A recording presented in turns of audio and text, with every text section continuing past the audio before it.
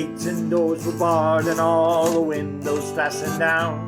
I spent the night in sleeplessness and rose at every sound, half in hopeless sorrow and half in fear the day would find the soldiers breaking through to drag us all away.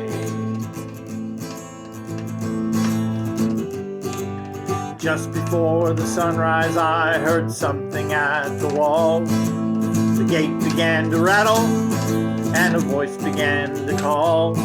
I hurried to the window and looked out into the street, expecting swords and torches and the sound of soldiers' feet.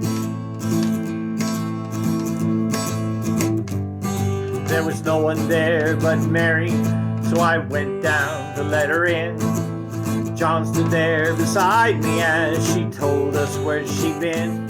She said they'd moved him in the night and none of us knows where. The stone's been rolled away and now his body isn't there. We both ran toward the garden and John ran on ahead. We found the stone and the empty tomb just the way that Mary said. But the winding sheet they'd wrapped him in was just an empty shell. And how or where they'd taken him was more than I could tell. Well, something strange had happened here, but what I did not know. John believed a miracle, but I just turned to go. Circumstance and speculation couldn't lift me very high, 'cause I'd seen them crucify him, and then I saw him die.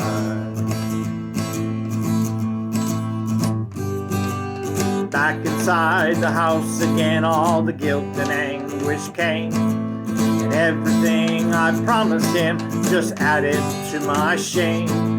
When at last it came to choices I denied I knew his name. And even if he was alive, he wouldn't be the same. Suddenly the air was filled with a strange and sweet perfume. Light that came from everywhere drove shadows from the room. Jesus stood before me with his arms held open wide, and I just fell down on my knees and clung to him and cried.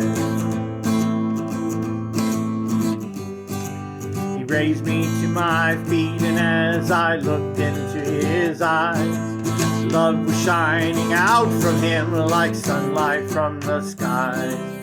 Guilt and my confusion disappeared in sweet relief, and every fear I ever had just melted into peace.